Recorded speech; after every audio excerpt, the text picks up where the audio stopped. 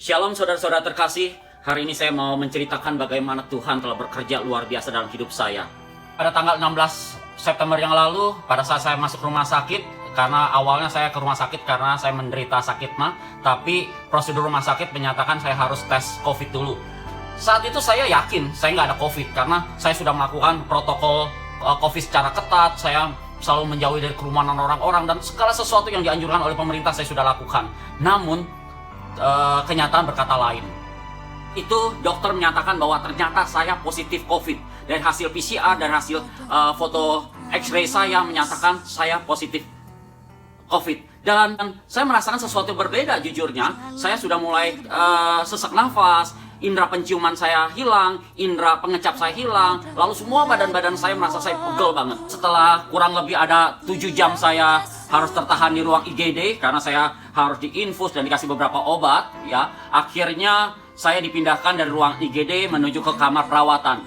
Saudara, pada saat saya pindah dari ruang IGD ke ruang perawatan, saya duduk di kursi roda. Saat itu saya melihat begitu banyak saudara-saudara kita yang mengalami susah nafas. Jadi di kanan kiri saya itu ada penderita-penderita COVID yang sudah cukup parah, dan perawat yang membawa saya mendorong kursi roda itu sempat bilang ruangan kritis, di mana orang-orang semua memakai ventilator, dan suasananya cukup mencekam banget, dan hanya saya dengar suara bunyi mesin tit tit tit, dan perawat-perawat situ juga semua tertutup oleh baju asmat dan nggak kelihatan apa-apa, hanya sempat kelihatan matanya saja. Dan ini sungguh membuat saya, mental saya jatuh banget, dan saya ketakutan. Takutnya selama perjalanan dari IGD ke ruang perawatan, saya tutup mata, saya nggak berani lihat, saya takut, dan saya bilang, Tuhan, saya takut Tuhan, saya nggak siap dengan hal-hal seperti ini. Itu saya down banget. Saya melihat semua kejadian yang tidak mengenakan, dan rasa takut, dan saya merasa nggak ada harapan.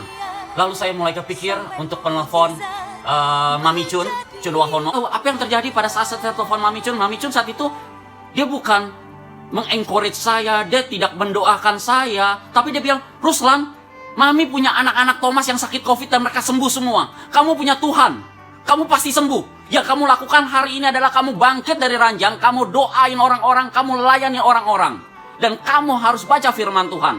Kamu harus melekat pada Tuhan. Saya bingung, kayak saya lagi sakit gitu ya.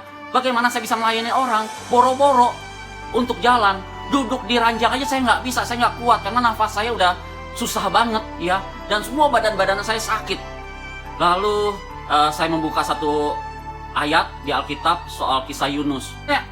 Buat beberapa orang ini kisah Yunus ini sesuatu yang cerita yang unik. Bahkan anak-anak saya aja suka banget dengan cerita-cerita Yunus yang dimana Yunus dimakan ikan. Tapi saat itu saya nggak tahu tergerak. Saya buka Yunus dan saya buka Yunus 2. Di sana dibilang, berdoalah Yunus kepada Tuhan Allah dari dalam perut ikan. Katanya, dalam kesusahanku aku berseru kepada Tuhan dan Ia menjawab aku. Dari tengah-tengah dunia orang mati, aku berteriak dan Kau mendengarkan suaraku.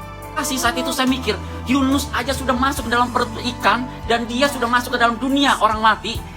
Pada saat dia berseru pada Tuhan, Tuhan mendengarkan. Dan saya bilang, Tuhan, kalau Yunus aja bisa Engkau dengar teriakannya, masakah hamba-Mu ini tidak bisa Engkau dengar? Saya mohon Tuhan. Bahkan saat itu saya mengucap syukur atas semua yang Tuhan telah berikan selama usia saya. Dan saya minta ampun Tuhan. Saya sudah 20 tahun saya meninggalkan Tuhan. Dulu saya aktif banget di gereja, dan setelah saya mendapat pekerjaan yang lumayan baik, dan saya sudah melupakan semua. Fokus saya semata-mata hanya cari uang. Saya harus berprestasi di tempat kerja. Saat itu, setelah saya baca kisah Yunus, saya ambil sikap seperti apa yang Mami bilang. Saat itu saya langsung angkat puji-pujian, walaupun dada saya masih sesak, saya angkat puji-pujian dan saya nggak peduli. Sebelah saya, sebelah kanan, sebelah kiri saya agama apa, saya nggak peduli. Saya angkat puji-pujian, saya menyembah Tuhan. Ya, dan tahu saudara, hanya dalam waktu beberapa menit Tuhan pulihkan saya yang tadi saya nggak bisa berdiri, boro-boro berdiri, duduk di ranjang aja nggak bisa saya. Akhirnya saya bisa bangkit berdiri, dan saya dengan tongkat infus saya mulai mengangkat pujian dan saya mulai berdoa. Dan Mami bilang, layani orang-orang. Dalam pikiran saya, pada saat saya harus menderita karena COVID-19, pasti Tuhan punya rencana buat saya. Pasti Tuhan punya sesuatu yang dirancang untuk hidup saya. Dalam kelemahan saya saat itu juga, saya jalan, saya ketemu orang-orang, saya bilang, Pak, ya hanya berharap pada Tuhan aja kita akan ada kesembuhan. Ya, lalu saya bicara dengan perawat-perawat dan saya bilang, Sus, Semoga suster selalu diberi kesehatan. Saya mau berdoa buat suster. Saya jalan dari koridor, saya berdoa, saya angkat tangan saya angkat puji-pujian, saya tumpangin tangan ke semua pintu-pintu kamar yang tertutup. Saya percaya bahwa Tuhan mengizinkan saya ada di tempat situ untuk melakukan sesuatu. Dan besoknya kondisi saya sudah mulai membaik dan saya mulai jalan di koridor, saya ketemu dan saya menyapa orang-orang yang ada di situ, bapak-bapak, ibu-ibu di situ, dan saya bilang, "Pak, Bu, tetap sehat ya." Dan kita mau berharap lebih lagi pada Tuhan yang sumber kesembuhan. Sejak kejadian itu saya semakin yakin atas penyertaan Tuhan terhadap hidup saya. Dan satu hal yang saya yakin adalah saat saya mengalami perjumpaan dengan Kristus, saya merasa kehidupan rohani saya semakin dewasa. Dan bila Tuhan mampu menyembuhkan saya, bahkan memulihkan saya percaya Tuhan yang sama mampu untuk memulihkan dan menyembuhkan saudara-saudara semua. Asalkan kita tidak berhenti berharap pada Tuhan, saya percaya Tuhan akan melakukan perkara-perkara yang besar. Berharaplah pada Yesus Kristus karena Dia adalah sumber pengharapan. Menjadi tua itu sudah pasti, tapi menjadi dewasa itu adalah pilihan. Dan saya tahu tujuan hidup saya, dan saya tahu apa yang saya pilih. Dan saya milih saya untuk menjadi lebih dewasa bersama dengan Yesus. Terima kasih saudara, semoga kesaksian ini bisa menjadi berkat buat kita semua, dan terutama hanya nama Yesus yang kita muliakan. Thank you.